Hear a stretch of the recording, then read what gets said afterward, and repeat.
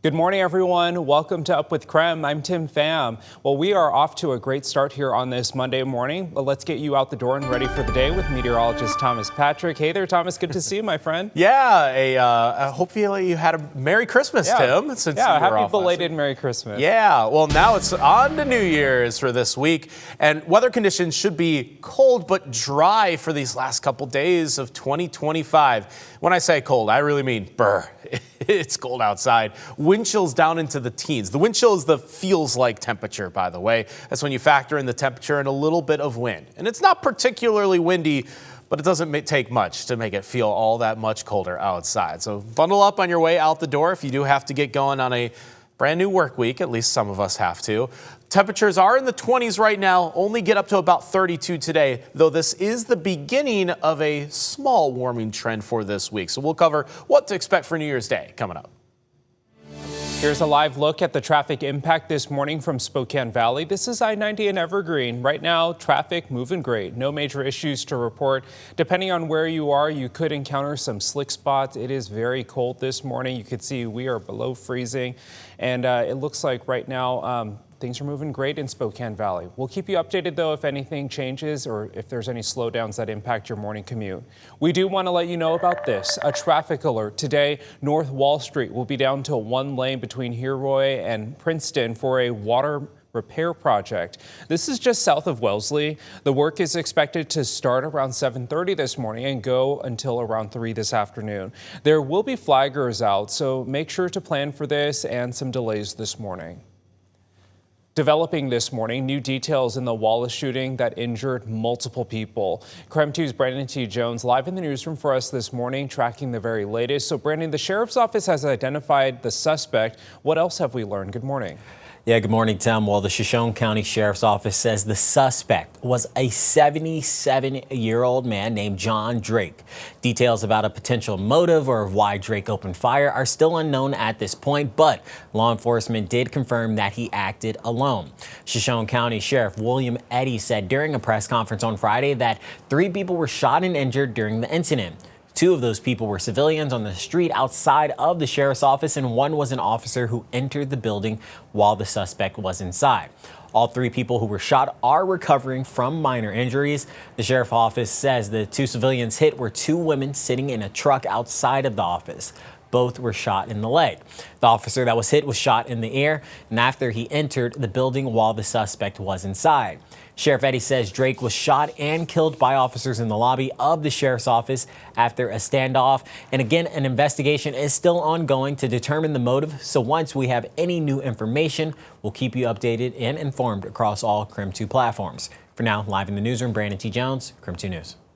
New from over the weekend, a Sandpoint man died after crashing into a train. Idaho State Police says it happened just north of Sandpoint on Sunday afternoon. They say the 63-year-old was driving on West Cell Road when he hit a moving train. ISP says the man was not wearing his seatbelt at the time of the crash and died at the scene. The crash is still under investigation. This morning, people who live along the I-90 expansion project between Coeur d'Alene and Post Falls are growing frustrated. Homeowners say the noise from construction is, quote, unbearable, making it difficult to even sleep at night. People brought the noise complaints to Coeur d'Alene Mayor-elect Dan Gukin. He says there is not much that can be done. Now a petition is calling for a sound barrier to be built to help block out highway noise, but also try to stop any cars from crashing into homes. This morning, we're looking ahead to a court hearing challenging Idaho's new private education tax credit. Our news partners at the Bonner County Daily Bee reporting the suit wants to block the state's first private school choice program from taking effect. The tax credit offers non-public school students up to $5,000 or $7,500 for students with special needs to offset tuition and other education expenses. The Idaho Supreme Court has scheduled oral arguments for January 23rd. No answer 720. Trooper Tara Marissa Guting. End of watch December 19th, 2025. Gone, but not forgotten. Washington State Trooper Teresa Guting was laid to rest over the weekend. Flags across the state were lowered in honor of her. This morning, WSP is asking for the public's help in finding the driver of the second vehicle allegedly involved in the death of Trooper Guting. If you have any information about the driver of this truck, call the number on your screen. Guting was hit and killed more than a week ago while investigating a crash in Tacoma. Police say the driver of a car hit her and knocked her into another lane of traffic. Officers say a pickup truck then hit the trooper and did not stop. Meantime, the University of Washington says they will honor the life and legacy of student athlete Mia Hammond on January 6th. The star goalkeeper lost her battle with stage 4 kidney cancer this fall. The school will hold a memorial at the Alaska Airlines Arena at 4 p.m. Hammond was just 21 years old. Time is 6:06 as we scope out our weather forecast today. All quiet but cold this morning. Christmas tree still lit up finally there at Coeur d'Alene, but our temperatures are in the 20s.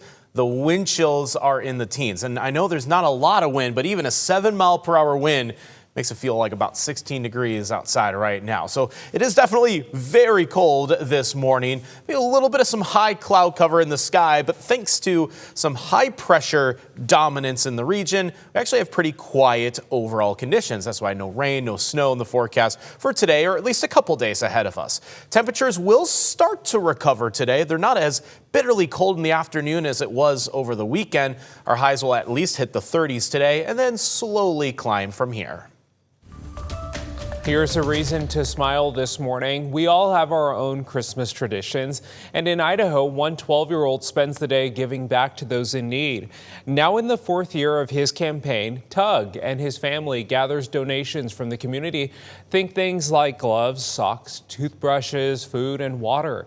They pack them into nice backpacks to hand out to people in need in downtown Boise. He calls them blessing bags.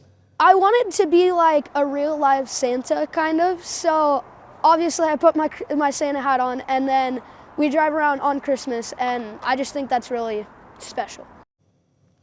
Tug says he is very thankful for all the donations from the community that keeps this tradition going. This year he was able to hand out 60 blessing bags.